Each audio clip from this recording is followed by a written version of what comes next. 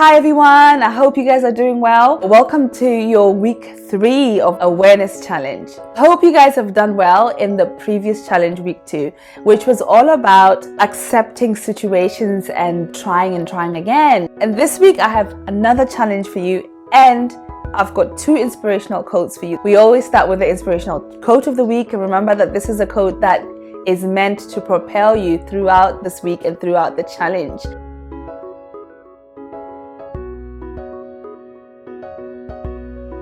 So the first is by a British mountaineer, George Mallory, on why he wanted to climb Mount Everest. This inspirational quote sets the tone for taking action this week.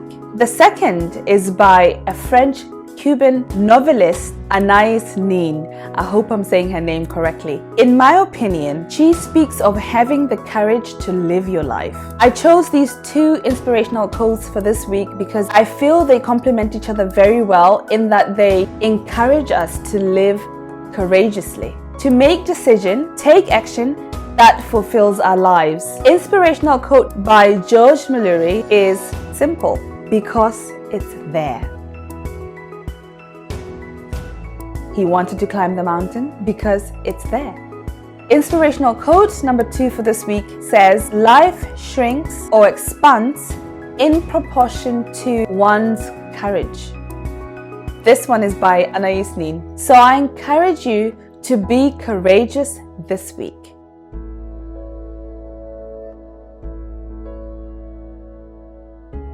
Let's move on to our physical challenge. As you know, the physical challenge is something that you have to do physically for your body to connect with your body. It helps you be more aware of your physical being, your physical body. In last week's challenge, we called out our imperfections and our undesirable traits. Perhaps procrastination may have been on your list. This week, procrastination is dead to us. Let's get up and do it. Quit stalling and delaying action. Pick up where you left off and complete that project. Start doing that task you've been meaning to do for the last 2 years. If this is too challenging for you, this week's emotional challenge may help you dig deeper. So stay tuned for the emotional challenge right after this.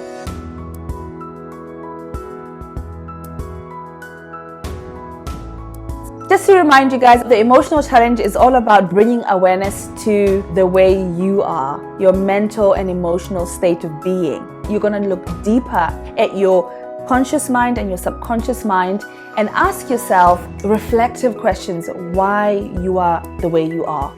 Because when you understand yourself, you then understand what's around you. Let's take a closer look at why we procrastinate. Wikipedia defines procrastination as the avoidance of doing a task that needs to be accomplished by a certain deadline.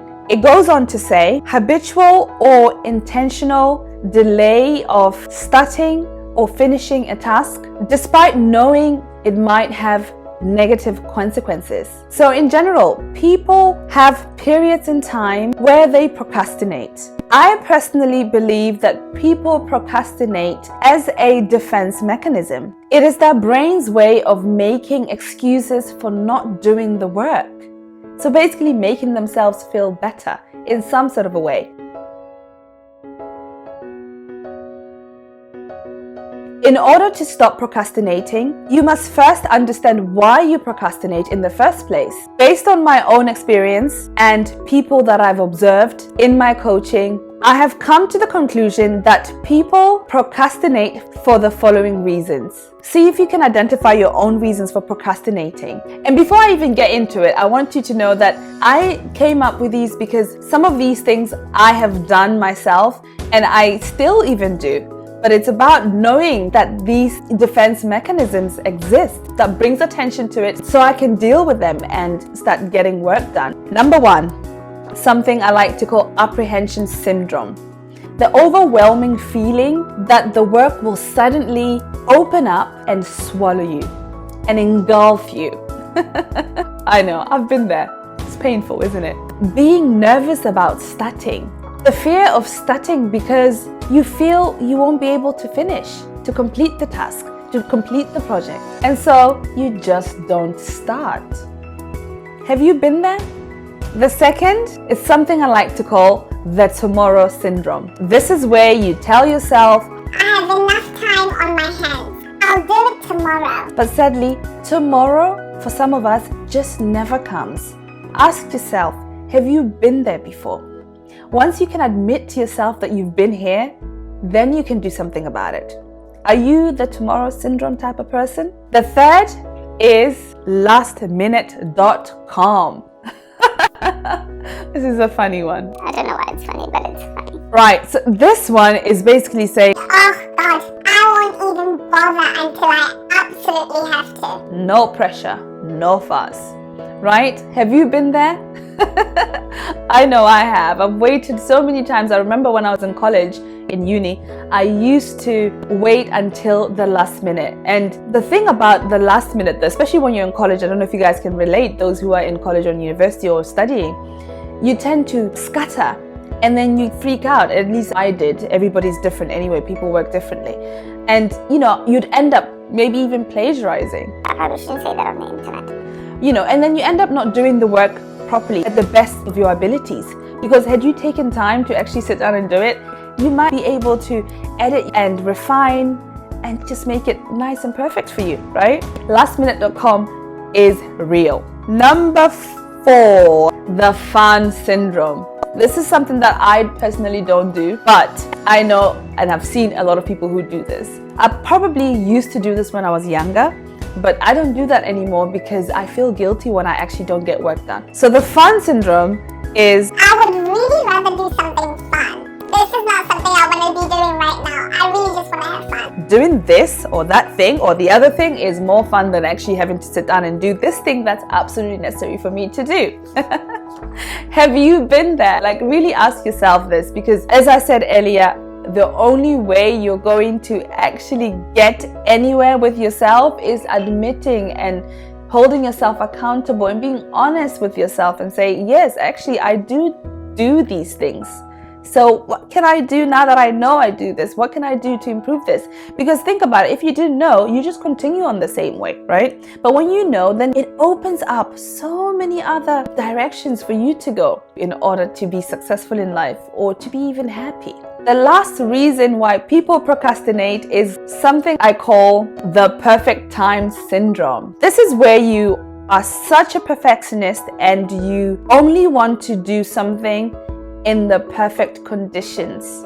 So you basically say to yourself, I only want to do this under these conditions. If it's not like that, I'm not doing it. There's people who just begin and start doing things even though they're not ready with everything. Let's say you want to sell a product or you want to start a business, right? You have a product, but you haven't got a platform yet.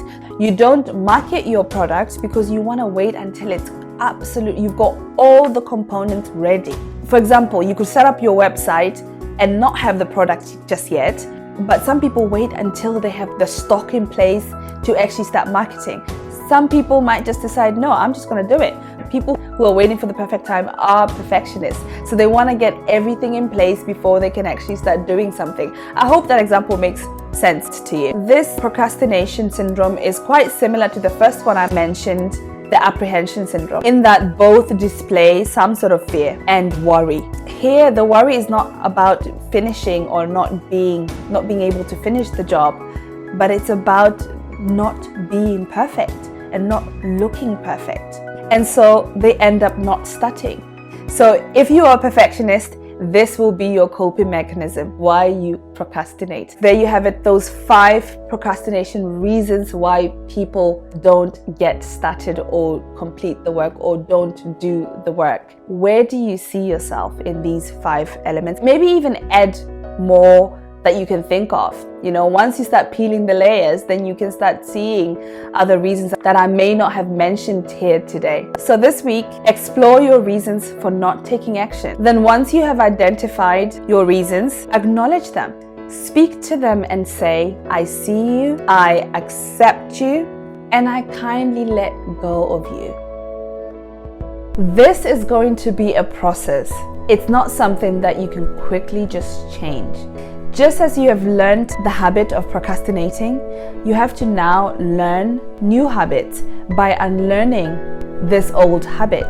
So say this mantra each time the old habit comes back and see how you feel at the end of the week.